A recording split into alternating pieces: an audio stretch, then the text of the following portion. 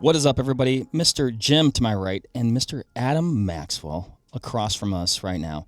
Guys, I'm fresh off a spring break with the family.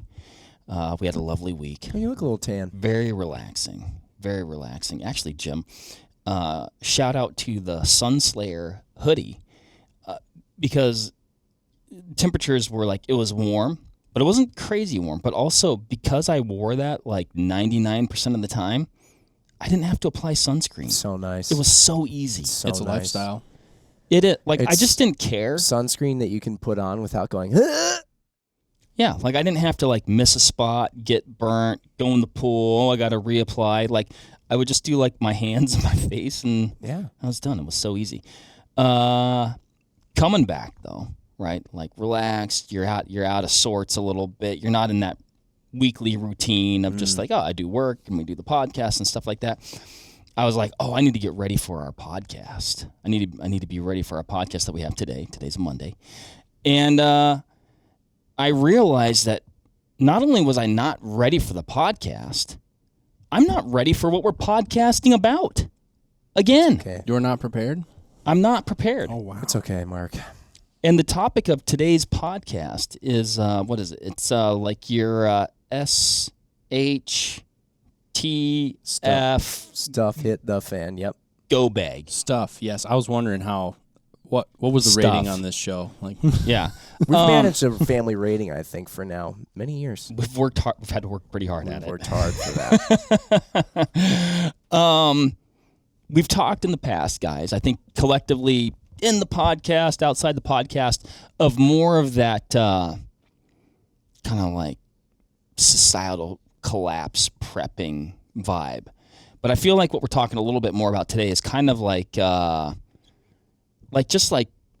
like an incident, stuff goes south, go bag type thing. Yeah. Mm-hmm. Yeah, it's really hard to categorize, the stuff at the fan category topic. Mm-hmm. Because there's so many different ways that it can go. I mean, because I feel like everybody loves to fantasize about the Walking Dead, or Red Dawn type scenarios, but there's so many other things that can potentially occur that are really not great situations to be in, but they're not full on just immediate paratroopers coming in and shooting at you. What people think we're going to talk about when they click on this title, I think they go right to Red Dawn, Invasion great of the movie. Yeah, yes, great movie, but it is a movie, Okay. Even if we were going to be invaded, which is entirely possible, but I just don't think it would happen in that way. It's not the Cold War anymore. They're not going to drop paratroopers over our, I just don't think it would happen that way. But when you talk about Adam, maybe we've already been invaded. I wasn't going to go there, but that's a whole other podcast. But so you have to, when you go down this avenue, what is stuff hitting the fan for you, especially when you talk about go bags. I think when they talk about go bags, they think all right, it's happened. I'm grabbing the bag. We're going to the mountains and we're going to live off the land. Where it's what would happen to make you Then you get there and you go, abandon your domicile? It's cold outsid. You realize that Everybody else is here. It was hard to live there in the 1800s. Right. All right. And not very many people live there now because it's still hard to live there. And we have way better stuff now. Yeah. Yeah, but we're softer too. Yeah. Softer, less game, all that stuff. So you think you're just going to run to the mountains and restart society? You're well, okay. So when you throw this topic at me, I think about we don't have any pre-show on this. This is just kind of where I ran with the titles. What is stuff hitting the fan? What is your go bag scenario? What is that to you? To me, that is we're a more mechanized society. I would say on the whole, if we're traveling about in vehicles. So a lot of my mindset around this goes to vehicle mounted something. I travel a lot for my position here. And so a very real part of my reality is truck stops in the middle of the night. stuff on the highway, strange cities that I'm not familiar with, hotel parking lots, and wherever that kind of stuff takes you. And to me, stuff hitting the fan usually evolves around some kind of catastrophic incident, or it's trying to get home. When that thing flashes off, it was trying to get home. Like what maybe a lot of people could relate to this type of scenario, that if you're old enough to be listening to this podcast, you had some kind of COVID-19 experience. All right, so the closest thing I had to this type of experience was in 2020 when the initial lockdown happened. I was in Tennessee at a tactical training thing, and all the talk was they were talking about shutting down the interstate system. Yeah, I remember that. Only military and truck traffic was going to be allowed on the interstate. They were talking about, the certain states were going to be closed, and I am more than a tank of gas away from home. My significant other, while an intelligent person, is not the kind that could fend for herself when there's no electricity or food, so it's like my scenario in that instance was getting home. And if they shut down the interstate system, so I have to now do that on the back roads, as these communities start to close down, and if you watch some of those movies, some of that stuff is fairly real. And communities would all of a sudden be very suspicious of outsiders. They would start hoarding resources, potentially checkpoints. All that's like, you can't just necessarily drive from A to B. So that was probably the closest I've been to something like that, where I might actually have to confront an individual who, A, would want what I have, or I would need what they have. And rule of law was degrading at the time. And this is actually what I had. What we had on the table here is what I had. Now, like I said, I was at a tactical training class, so I had more guns and a lot more ammo. But for the most part, this is what I had. Were you at that time where you're like, oh, what luck?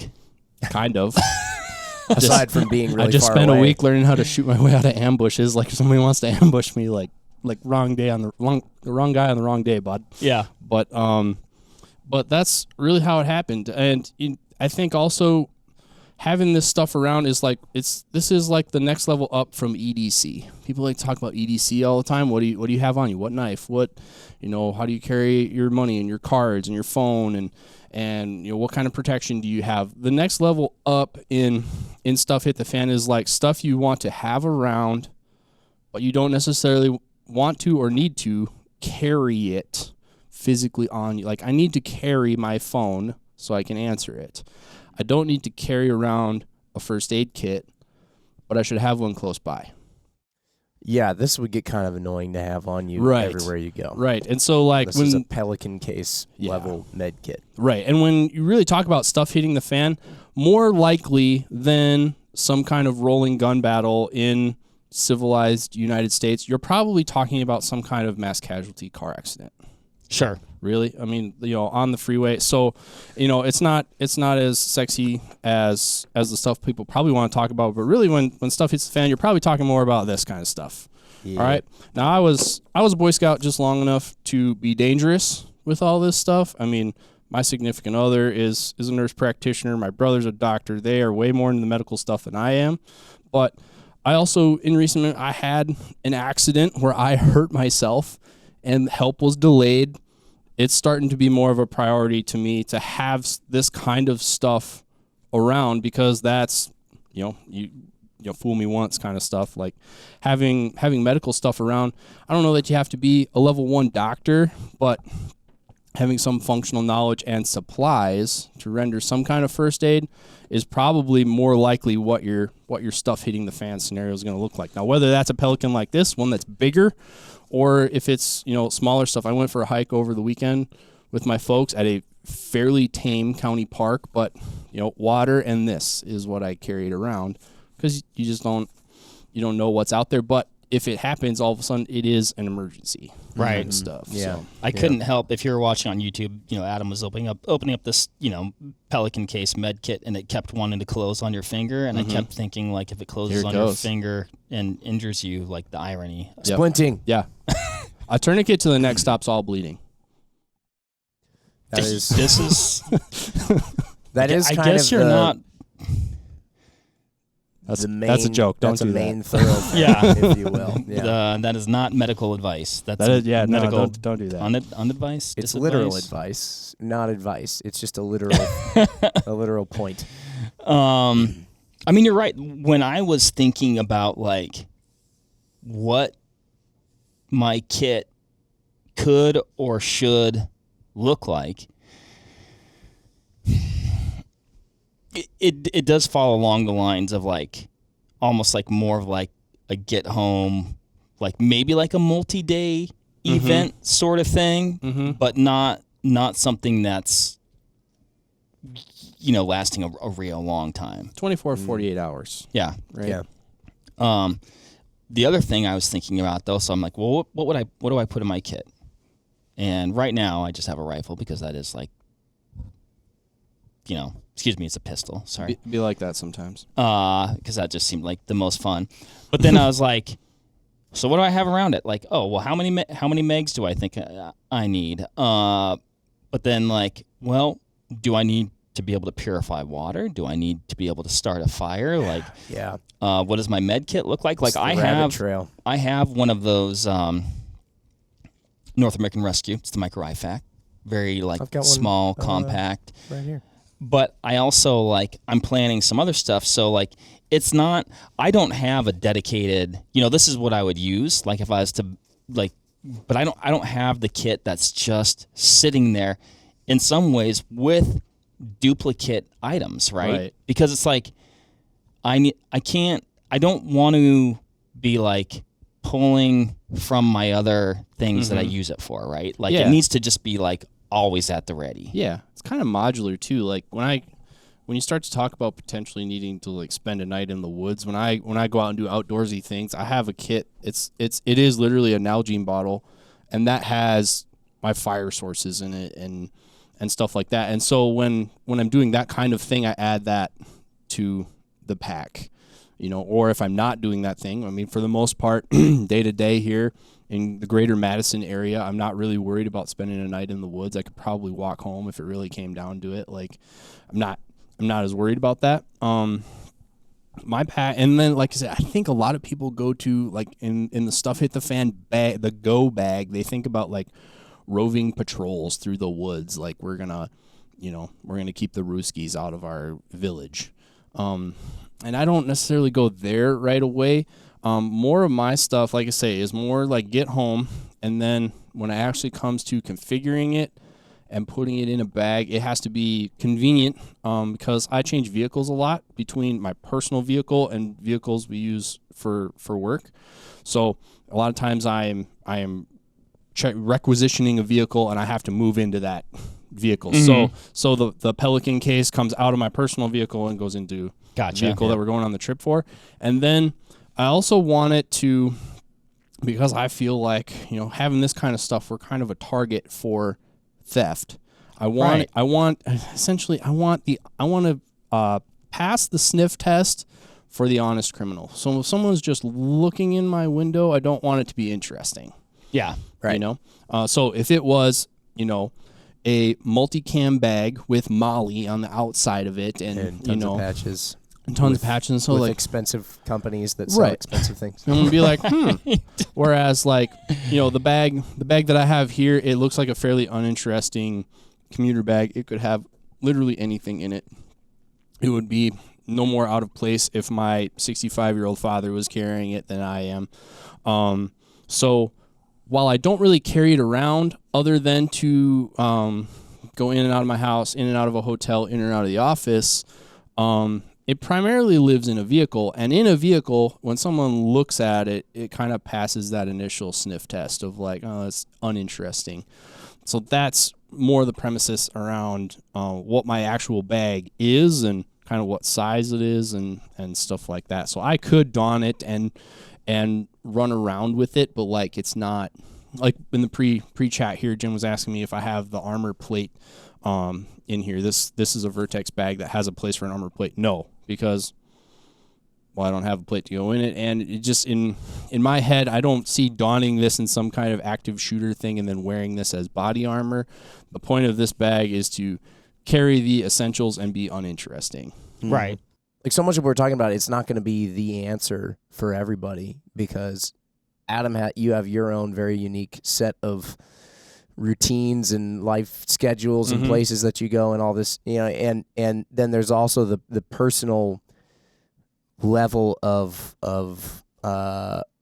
importance placed on whatever it is, So like you're talking about things that have a higher percentage of likelihood of happening, and that's where you feel the need to like, okay, without spending so much of my time constantly worrying about all this stuff, like I feel if I have this stuff covered, I'm good enough. Yeah, there's a 1% chance or less than 1% chance that something even crazier could happen, but because it's such a low chance, it's not enough of a priority for me to like go really wild into this stuff and be like all psyched out all the time. But some people, and I say psyched out, maybe as though like a negative connotation. Some people some people really just do this because it's like a puzzle. Oh, and yeah. because it's like, just strategy and organization and all that stuff. And they think it's cool. We got my, lightweight Dave. He goes on hunts and he's not thinking about disaster preparedness, but he's thinking about, I think it's actually just entertaining for him to be as lightweight as possible and shave ounces here and there. So, it's all this stuff. And the only reason I bring that up is I'm sure there are people who are like, well, and they're like, well, I think you need this and you need that. And it's like, well, if you think you need that, then great. Oh, yeah. But that's awesome. I really liked, for at least the sake of this discussion, what Adam said early on. Like, this is like a next level EDC. It is. It's like one step above is what I feel like we have here. And, I mean, the thing is, too, is that you've discussed a lot, like we talked about the med stuff. You talked about keeping a low profile. You talked about that the likelihood of ending up in like a gun battle or some sort of that thing is low. Yep. And yet still, every one of us in our you don't want to be caught without it. In our just above EDC bag isn't without a little bit of firepower. Right. Too. Well, you got to be realistic about what is the reason for the go, right? It's a go bag. What is the reason for the go? Yeah. I think if you own a home or if you live in a house, your best case, if the actual like apocalypse thing happens, is to shelter in place. But maybe you live downtown in a high rise. Okay, now you might have a reason to vacate. Go. Or maybe, you have family nearby. Maybe you have a parental unit nearby and they need, the plan is that you need to consolidate there. Okay, well now you have to go somewhere. But also that would be specific to what is your reason for going and why are you going and how do you need to get there? I mean, your go bag may need to have subway fare. You may have to get into a public transit system. You may have to pay a toll booth. So like having the necessary number of quarters for you to get through that toll booth. That might be, the toll booth. Well, we don't know what the scenario might be. The toll booth might be open, so you might have to get through it. That type of stuff. But yeah, what's the reason for going, and then what you might encounter. One thing we talk about the med kit here, and obviously like you open it up and there's all these items inside, and I've got my own thing under the table that we can talk about in a little bit. But kind of like one of the things I heard Mark you saying is having a go bag or kit or some sort that's like always at the ready. What do you guys think about how often you use your go bag?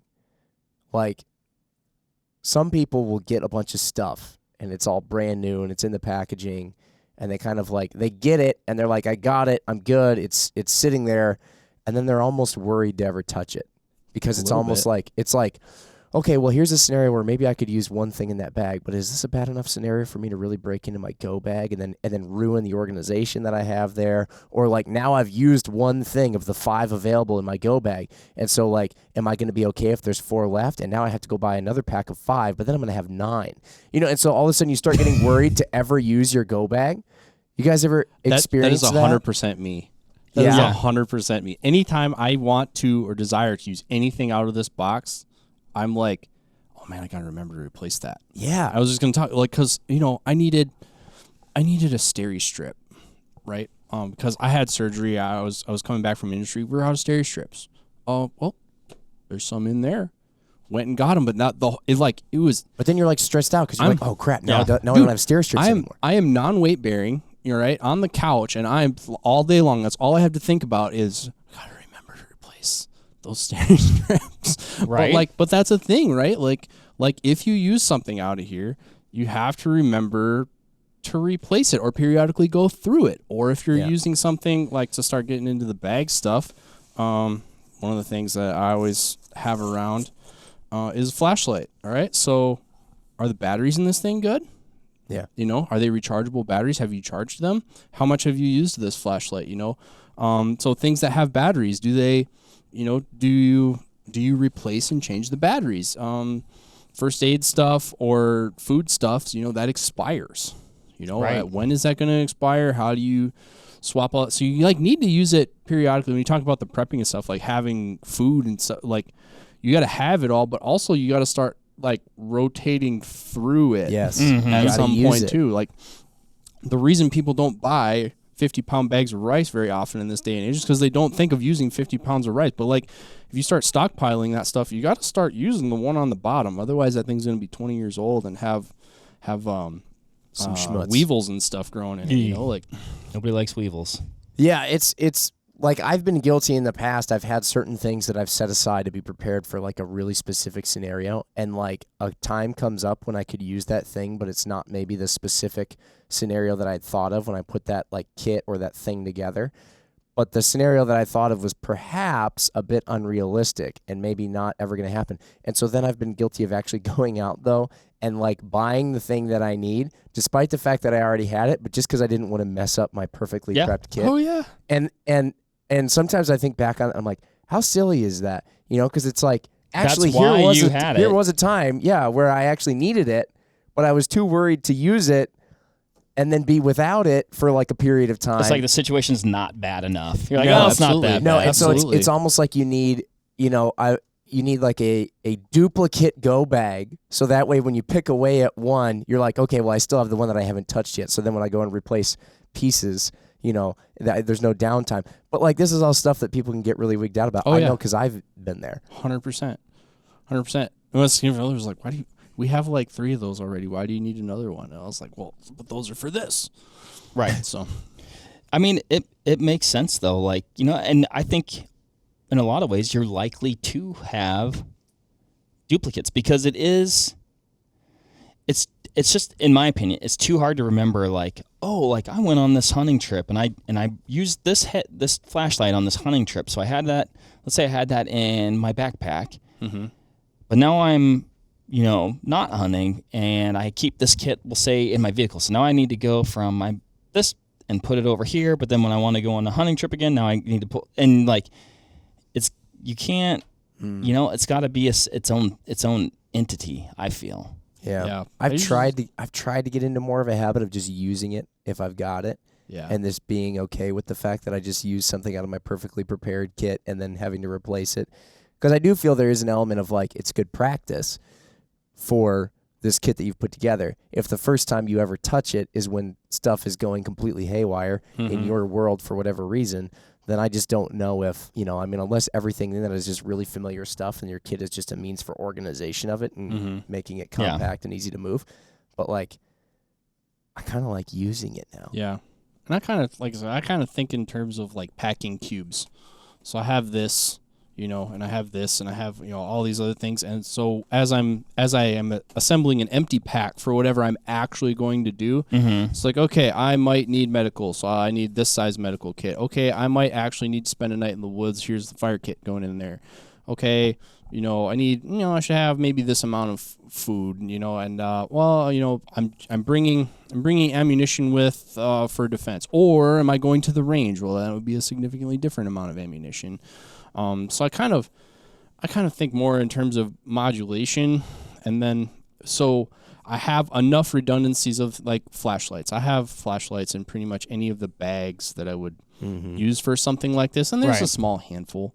But then bigger ticket items like a medical kit or the actual guns themselves, the gun might move from one thing to another. Sure. And then go that route. But like, yeah, so I mean, I've been fortunate enough that I've been in the industry long enough, won enough matches that I have enough flashlights.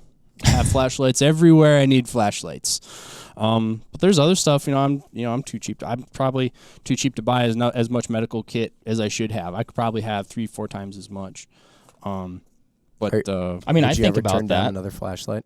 No, right? Because you can squirrel one away some other place. Now flashlights for me are like right up there with AK-47s. I just want one in every hole dug in my yard. Have you ever been like not looking, like just going through something, you're like, oh, I forgot to put a flashlight here? Oh, all the time. I find flashlights everywhere, and then it's like finding $10. Yeah, I almost feel bad now. I feel like flashlight karma has caught up to me, and I need to like share the wealth on flashlights. I have to start giving them to other people. And that's kind of like broadening my network to my hedge against being in darkness without a flashlight is to like, to give it to my other people who might be around me. when I lost spread your light, Adam. I lost a sick Surefire flashlight in Alaska a couple of years ago. Oh yeah, you planted a seed. It pains me to this day. Yeah, there's a Surefire tree going there now. There could be. It was the IntelliBeam. Find me that tree. Find me that tree, Mark. Yes, where it's just dangling with growing with Phyllis's. I liked that flashlight though. Oh yeah, it was like it was cool. Yeah, rest in peace. Or maybe it's growing a flashlight tree.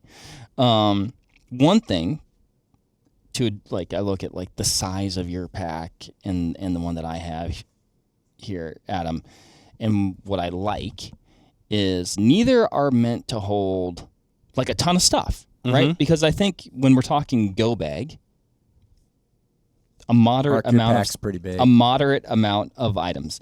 But you want. Can't even see the I other think end the of intent is to be able to go light and fast. Like you don't have the plate in that. Like there's an advantage to that. Well, you need some flex room too, right? Like I heard. Shout out to the late great James Yeager, but he was doing his pre-shot show video, and people go into SHOT Show wearing backpacks, and he's like, it's so crazy. People go into SHOT Show wearing a backpack that's full of stuff. It's like the reason you brought a backpack into SHOT Show was to collect all your free stuff, all your stuff, right? And so it's like, in this pack, it has enough room for what I would consider the default essentials for the prepared aspect of it, but the main compartment, by and large, is empty, because that's where life goes. So like I can put my laptop in there. Or, if I got some stuff to bring home, or whatnot, or squirrel away, or that I got to carry in, like there's expansion room that life can happen in here, and then the secondary compartment is what has like the goods in it. So can we go? Let's start going through some of the goods. Yeah. So what everybody wants to talk about. Now it just got interesting. Yeah. So.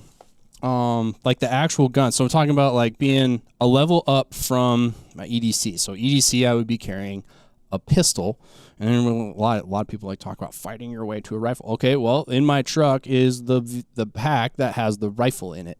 And we talked about in previous shows how I like to have smaller rifles because it currently is not socially acceptable to walk around with a full-length rifle in your day-to-day life. So I, in kind of avoiding visibility, like the smaller ones, just to blend in a bit more. And let's face it, they're cool.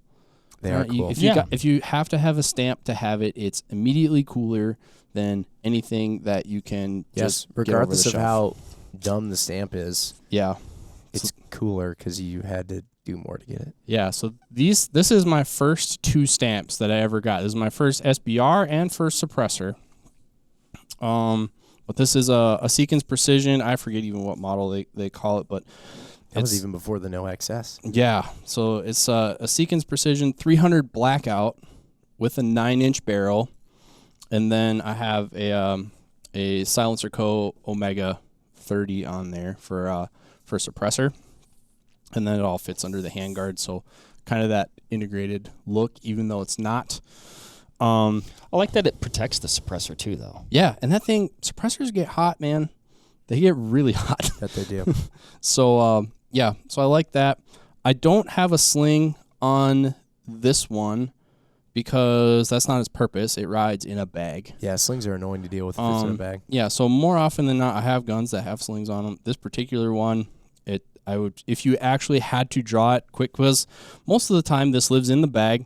The bag usually is in the door that is closest to the gas cap of the vehicle. So in my most likely scenario where I feel like I'm in the most danger, if I get in a situation at a truck stop, okay, I can open the door, the bag is half unzipped, I can access this. If it had a sling on it, a sling is all kinds of tangled coming out of the bag. So this one is slick specifically for that purpose. Aftermarket, I added a law folder to it. It does actually fit in the bag with a standard buffer tube and the stock collapsed. But I like that I can have the stock at the length that I want it to be while shooting and then fold it so that it all fits in there, so that I don't have to extend a stock. It's just easier to flip out the stock for the folder here. So carry 300 blackout because it's cool. And it is. Again, realistically, I am exponentially more likely to shoot this at a coyote or a raccoon than a person.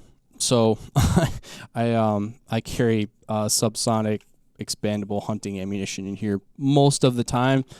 Annually, I will resight it in for supersonics to hunt deer with it, and then I sight it back in to use subs. But subs are cool, and I'm more likely to get this out and shoot it at something cool than I am to use it for a serious purpose. So I default to subsonic 300 blackout.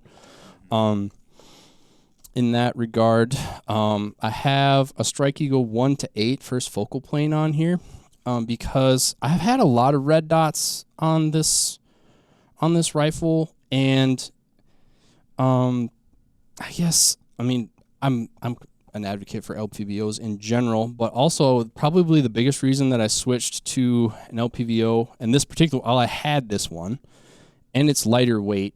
So this isn't a primary use rifle. Like when I'm teaching carbine classes, this isn't the one I teach with. I use razors on those. But so it has the functionality of an LPVO, but it's a pretty simplified version. It's lighter weight. And then I went to a scope specifically because I annually do switch between subs and supers. I have the turrets indexed on 0 for one type of ammunition, and then I have the known 0 shift for what it is to the other type of ammunition, so I can switch back and forth.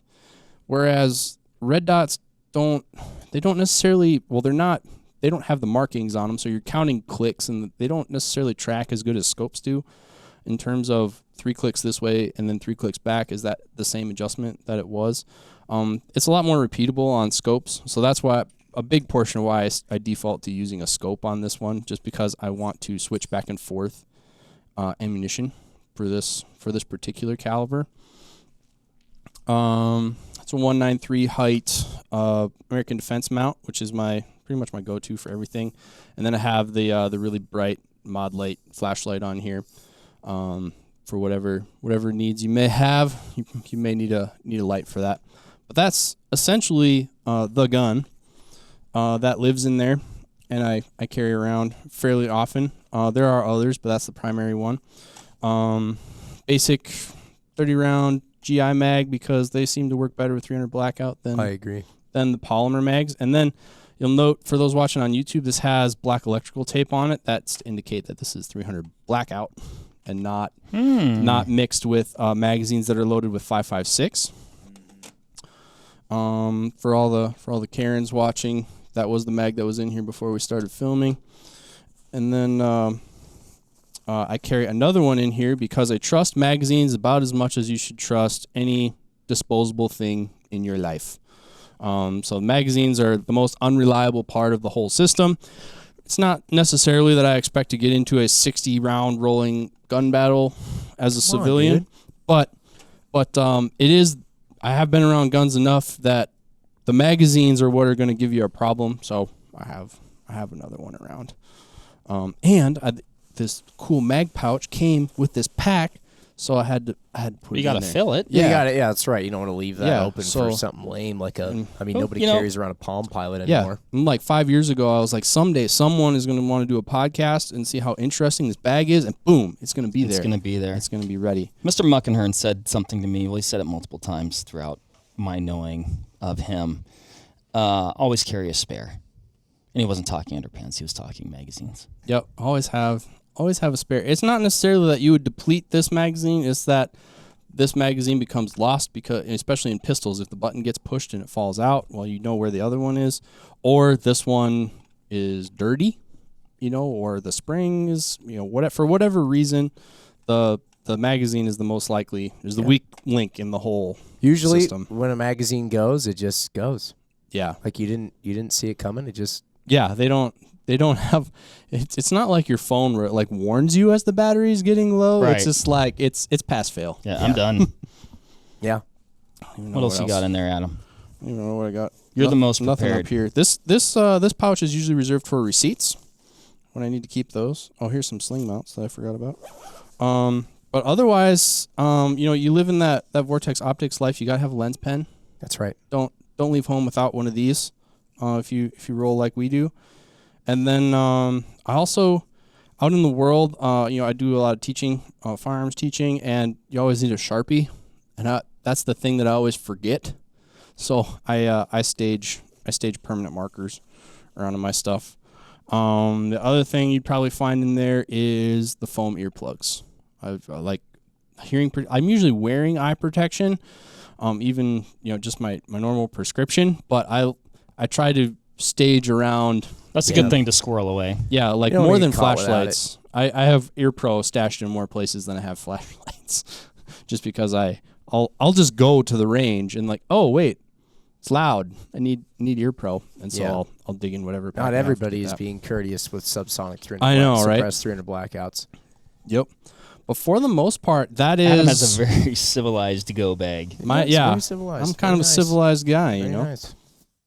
I like it. I mean, so you've got a firearm, you've got a med kit, spare mag, light on your gun, light in the bag. I mean, is that it? And really, yeah. And then a couple of the things that are specific to, you like to have a permanent marker, stuff like, Yep, permanent marker, hearing protection, chargers for your phones, enough money, like cash money to get home, or at least get a tank of gas. Mm-hmm. And that's about it. And that's really, like I said, that's really based on like the closest I've been to a situation. Now, if I say I had done a tour in Iraq or Afghanistan, I would probably add more stuff because my life experiences would be different. But based on my life experiences, like the closest I've been to stuff hitting the fan was either a medical emergency, which is pretty likely, it's more likely to be a car accident than a bad guy to shoot. Mm-hmm. And then, a way to defend myself to get home. Yeah. And from there on, I mean, the other stuff gets bigger, I think, and largely more into the realm of fantasy or what if from there. Bigger. That's what I've got on the ground. No, yeah, get yours up here, Jim. No food or water treatment in there. No, that's something I would like to add. Actually, I need to add water treatment in there. Food, I'm kind of going off of being able to survive off of what I've invested in. Your on reserves board, but I do want to add water purification on there. Big investment. Like things that I would think, and again, my kit it's not even built out at all. But as I was thinking through this, I was like, just some aqua mirror drops. It doesn't take up that much room. Mm-hmm. Like, is it going to? I was also thinking about putting a filter in, like maybe like a Sawyer squeeze or like even a pump filter, just because like I don't know, I don't love floaties, but like the aqua mirror stuff would probably kill everything it needed to kill. Might be not be the most pleasant thing to drink, but the floaties have all the protein. That's where the good stuff is. And then like 1 or 2 days of food, which really actually doesn't take up that much room. Like if you've done, and if you plan it correctly,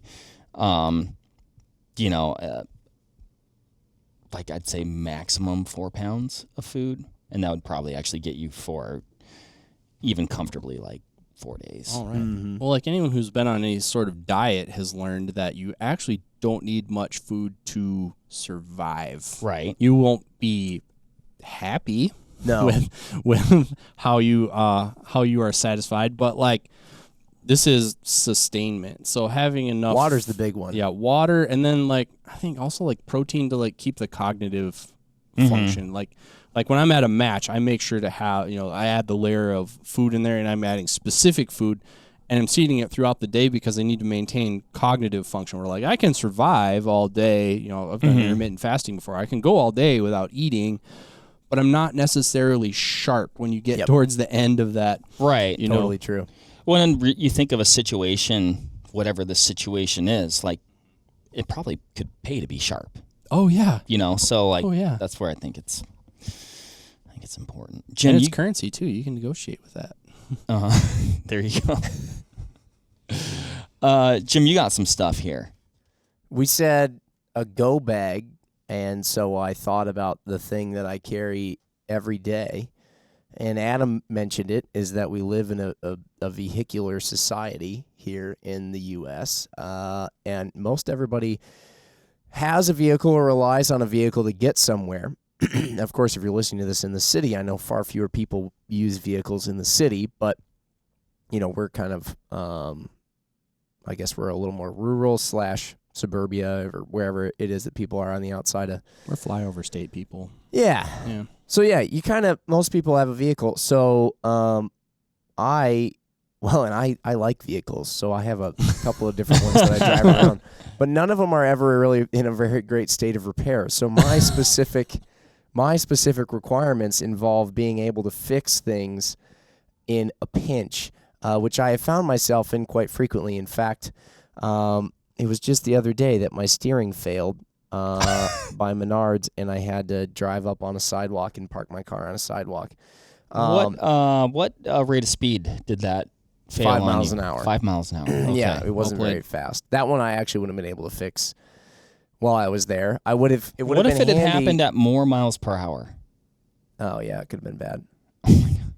Certain death. Well, I'm glad It you wasn't got home something. safe. It was something. Anyway, the whole thing behind what happened was a thing due to the previous owner and carelessness of a fix, a botched fix in the steering column. So wouldn't have noticed it.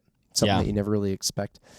But anyway, neither here nor there. I didn't actually have this in that particular vehicle at the time because it was like it was a total pinch thing. I always try to keep this. I have like 2 versions of this that are nearly identical, and I always try to keep it in the vehicle that I'm driving for anything. So I feel like usually what it comes down to, if something goes wrong when you're driving, what you need to fix a situation either with the vehicle or like lots of other things, you need to be able to fasten and unfasten nuts and bolts and screws. You need to be able to grip stuff pretty hard and harder than your normal grip strength from your hand could produce. You need to be able to flag down other people or notify them that you are not doing what everybody else on the road is doing. And you got to be able to stay warm if it's really cold. Yeah. So yeah, that's a few things. I have a couple of other extras. I also really love pulling people out of ditches in the winter. So I've got my Bubba rope here, and that just sits right on top. But otherwise, I fit this. You like that Bubba rope? Is that the one? Yeah, it's good stuff. Yeah, ballistic ropes instead of chains, people. Yeah. I like the blue paper towels too, like specifically the shop towels. The shop towels are good towels. Multi-purpose. I mean, first aid, see, cleaning up messes, or if you're between rest stops. I was going to say, that'll get you through a variety of A emergencies. Variety of emergencies. I don't know if this one's clean enough to be used for first aid anymore. Hey, you're desperate. You're desperate. Also, my dog just puked all over this in the back seat of the truck like yesterday. So let me pack that wound. But like this is an ties. example. This is an example of a kit that I use all the time because there's always something, whether it's people here at work, whether it's something that's not even related to vehicles, like I said, and people are like, they need tools. Like tools just come in handy so much. And so what I did is just based on my time working on all kinds of different vehicles on 2 wheels, 4 wheels, not on 3 wheels, I don't think. But I found the tools that I use the most frequently, and I was like, I want to be able to be rolling anywhere and be able to use the jack that comes in the vehicle. Most vehicles have one somewhere, a means to like change a tire. And if I have that, I've got all the other tools that I would need to fix or patch most things to like get home. So do you have like tire repair kit in there and stuff? No, I don't have a tire repair kit. I just make sure that I have my spare ready to go. I mean, if I have more than one flat, then yeah, I guess it'd be nice to have a tire repair kit, but I was taught one time how to do the patch, like the actual rubber cement patch. I did not appreciate at the time the lesson that I was learning there. Have you used it a few times? I have used it a few times. Andy doesn't listen to this show, but if he's out there, I'm sorry. I'm glad you taught me that because I've used it quite a few times. Yeah, that would be a good thing to have. No, If I put this kit in my truck, though, Jim, like I'd be like, I've got all the stuff. Now I just need Jim. Like I would need you to operate it does help the things. It does help to know how to operate the things and how to fix the things that you have the tools to fix. But like I carry zip ties everywhere because you never know when zip ties are going to come in handy, and they can fix jobs that would seem like a little tiny plastic strip should never be able to fix. Good enough.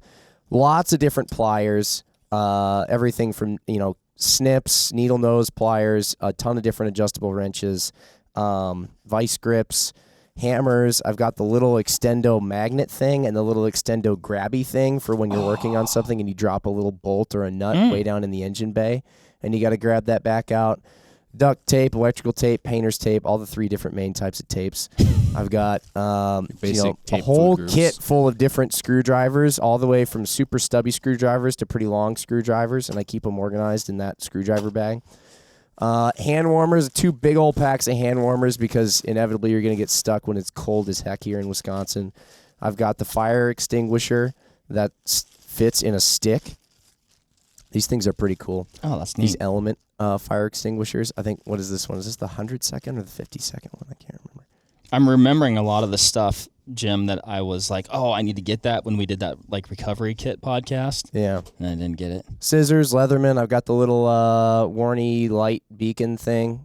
There we go. Oh. Gives you all kinds of different warning lights just so that way people at night could see if you're doing something. Is that a magnet that goes on your vehicle then? No, you can stick it anywhere. It does have magnets on it. But you could put it out on the ground. So if you're off on the shoulder of the road and cars are coming up behind you on the left side, you could just put it out on the ground on the far right side lane line just so that people see it and they go around it so they keep their distance from your vehicle if you're off on the side. But yeah, and then I have this sonic toolkit. I think we've talked about this kind of a lot of stuff in this pack before here at one point for like vehicle recovery. But the sonic toolkit has like a 3/8 wrench in it, and then it has a lot of different. It has everything up to 22 millimeter, I think. It's all metric, and then it has all the bits that are like hex keys. Oh, then they always do that on me. Torx keys, Phillips. It even has the Torx keys that are for safety or security, Torx keys with a little hole in the middle of them. So I kind of always have a tool to fix just about anything. Guns, cars, stuff with your house. Like it's always nice because these are the examples of like I was bringing up earlier is like sometimes stuff hit the fan is just like a really unfortunate thing that is going to ruin your day if you don't have the means to patch it, And so it's like, this is all stuff that allows you to kind of like keep going and get on with your life and, fix something to sort of, what do they say, fight another day. Yeah. So that's what I have in here. And then also like off to the side, I've got every type of battery in these pockets from AAA, AA, CR2032, 123As. And then in the center pocket, I've got my code reader, like my code reader for cars to plug into the OBD2 port. And then, because that's another thing that like people have come in here all the time. They're like, my car just threw a code and it says it's going to go into limp home mode, and sometimes you just want to know what it is, even if you can't fix it right there, or sometimes am I going to make it home? Sometimes if you have all of this stuff, and how to use it, and you know how to use it, and you know what the code is telling you, then you can actually patch it up and then get yourself home and, get yourself a more permanent fix. But, you don't go into limp home mode or your car starts. So that's what I do because I rely so heavily on vehicles. I drive around a lot, and I'm like, all right, well, I just want to always have this. This doesn't take up any space. I've had this in small cars in the trunk. I've had this in trucks in the back. I've had it in just back seats before. So I always try to keep this, and then usually I'll carry something similar to what Adam had as well, because if things get hairy on the side of the road, then you may want to set up. Little M&P action there, huh? Yeah. Nice. And then I had all the mag pouches, so you're never going to leave a mag slot empty. Right. Yeah, you got to fill them. So it would just look for weird. We're ready. Yeah. This thing is loaded for I do like that you added tools to yours, though. Like that, as soon as you brought yours in, I was like, oh, yeah, tools. And like, I do carry some tools in my vehicle. Yeah. But that was even, and like, you don't need to, it all scales too, right? Like, having some tools doesn't necessarily mean, because like, for this bag to be useful, you need Jim's level of mechanical skills. I've been without a screwdriver enough times and like toyed with the idea of using the tip of my knife blade on my nice knife that I went and got. I don't have it here. It's in my other backpack at my desk, but I have the little Gerber like multifaceted screwdriver bottle opener thing. Yeah. Was without a screwdriver enough times. I was like, all right, I need to carry one of these around. It's so frustrating not having a screwdriver when you need it, or not having like just one of these tools, like just an adjustable wrench sometimes is like, like, why do I not have an adjustable wrench? Yep. So I was sick of that. And the thing about the hand warmers that's anecdotally good, remember, this is another thing that has an expiration date. Mm-hmm. Yeah. Because my mom thought she was funny one year, and she got me and my dad like a ton of these for gag gifts. Like everything we opened had them in it. So we had these in our hunting kit for years and years and years. And Minnesota can be quite wildly what the opening weekend of deer season is going to be like. Well, the year that it was really cold and we wanted to use all our hand warmers, they were 10 years expired. Dang. All of them. None of them weren't. Mine are at, honestly, because I got these a little while ago. But I like having stuff like that. Sometimes I'll also, like when it is the dead of winter, I'll throw a couple of stocking caps in here and some gloves. That's smart. But like these, I think this is a 24-inch bag. And like it's so amazing how much stuff you can fit in here. I've got like wheel sockets. What else do I have? Breaker bars. I've got pry bars in here. Whenever you got, like there's so many things. Every time I've run into a situation, for like it was happening for a couple of years, I would figure out a new tool that I needed to have in this thing, and now I'm at a pretty good state where I haven't added anything for a long time, but I've used everything in here, a fair amount, and so that's my go bag. I also know like it's a matter of knowing what you're gonna have to work on. So like the Sonic kit over there has all metric stuff in it, but then I got an old American truck. Mm-hmm. And then I was like, all right, now I need a standard kit. So then I just had to get, because I know that's a 3/8 wrench, I found a 3/8 kit of just standard bits, or sockets online. So that made it into the kit, because I just never know when I was going to have to work on that. Now, would you say, Jim, every 5 years past current your vehicle is 5 pounds heavier this bag should be? That's probably the older your car is, the more heavy tools, the more tools you will need, and the heavier this bag gets. But maybe not, though, because they are simpler. Mm-hmm. Yeah, it's just you have more confidence when you see something wrong with an older vehicle to tackle it, despite the fact that even maybe where you are and when it happened, you shouldn't. Whereas with a newer car, it's all covered by the plastic. You're like, I won't deal with that. But new vehicles, you should know how to get to your fuse box and have fuses. Yeah, it's so true. I see most of the cars that are out here, though, like in the parking lot, when people come in, they're like, my car's broken. Almost all of them are less than 10 years old. Mm-hmm. Maybe that's just because, the overwhelming majority of cars in the parking lot are less than 10 years old. Yeah. But usually it's a light that came on, and you check the light, and it's a sensor that's wrong. And then you look at the sensor, and it's like a couple of times we've been able to go out and just get it like in town and then replace it. But then it's like, all right, well, yep, you're going to have to buy and so many times with those things, it's read the computer. What does the computer say? What does the computer tell me to do? Yeah. That is the life we live. This is an interesting conversation, guys. Oh, yeah, absolutely. Everybody's got a little bit different angle, some similarities there. Like I said, I was a little bit at a loss of like what I want mine to be necessarily, you know?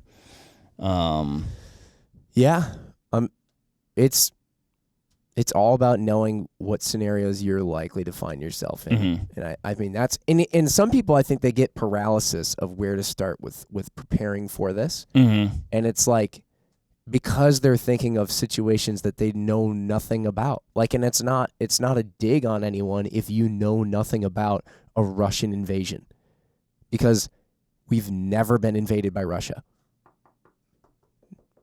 A lot of knocking on wood there. I don't know. It just seemed like the also, right thing yeah, to do. Also, the like, don't jinx it. podcast is going to release after we recorded this, so let's hope nothing happens between now and then. Jim.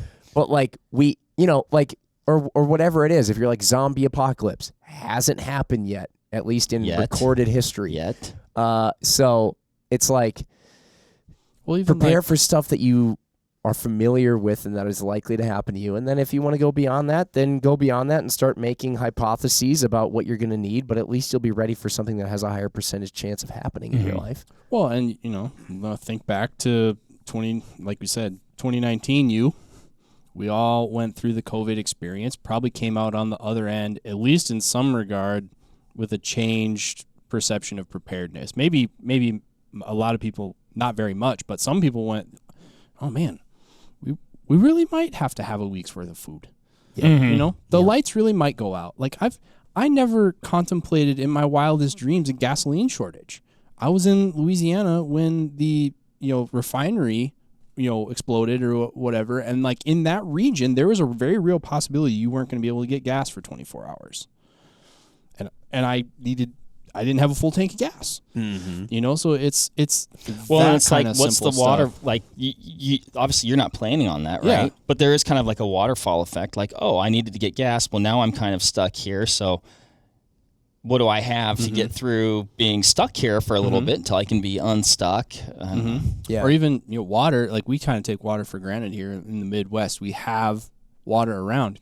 If you live in Arizona, if the municipal water goes out for 24 hours, different story. What do you need? Do you have containers to fill with water? Right. People tend to jump right to Red Dawn, where it's like there's a lot of steps before there. Yeah. Yeah. And it's more practical to be prepared for some of those things. And knowing too, if you're not going to roll deep with bags of stuff and guns and all that, like if you've made that conscious decision and you're going to rely on other things, like let's say you're going to rely on, all right, situation where the gas, I don't have any gas, so I'm not going to carry roto packs full of gas on my truck.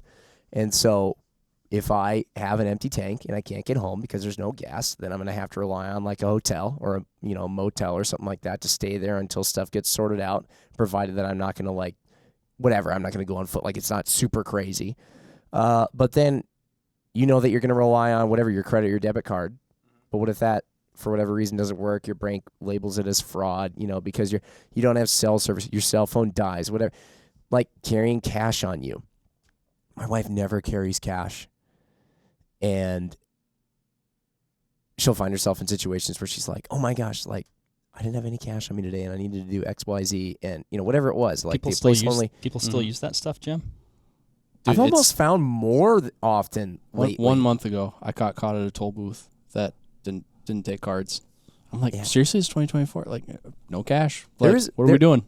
Maybe it was just... Yeah, did they just be like, hey, get us back later? Like, what? Kind of. They have this envelope thing. They shoot you the really scolded look, and then, but... Yeah. I found, like, lately, more people have been taking cash than card in situations that I've found myself in. One thing I think about, Jim. And I'm not even buying guns in parking lots anymore. Well, it's good you've moved on from that. Put that life behind you. I did. Got a family. Jim, you like to point out the similarities between me and your wife sometimes. I forget to carry cash. And then occasionally you need it, and events like a toll booth, like completely minor compared to kind of like the gravity of potentially what we're talking about here. But yeah, that's a good thing. The interesting thing to me too is like there's like a variety. Like I think, there's a variety of this EDC type stuff. Like you've got like an EDC truck kit that's like your EDC from vehicle to vehicle to fix a vehicle. Like there's all sorts of, then there's like kind of like the more go bag, which was like the nucleus of this conversation.